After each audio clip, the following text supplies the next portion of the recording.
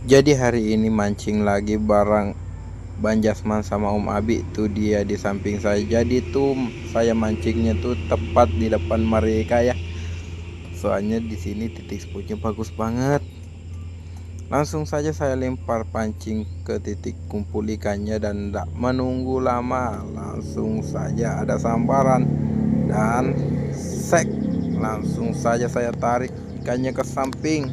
Untuk ukurannya itu lumayan gede ya. Lihat nih ikannya.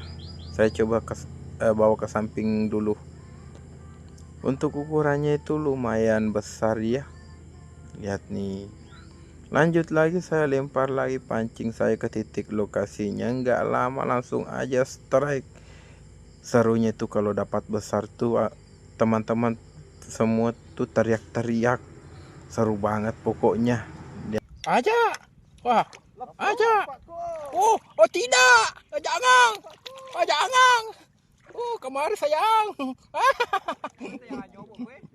Wih, bola bapak ternyata kung bela-bela ki boleh ko pagawanan ko tayo. Mandre balewe guys. Wih, bu. Bah. Balegi itu nak, untuk umroy. Ih, bak paga guys. Ih.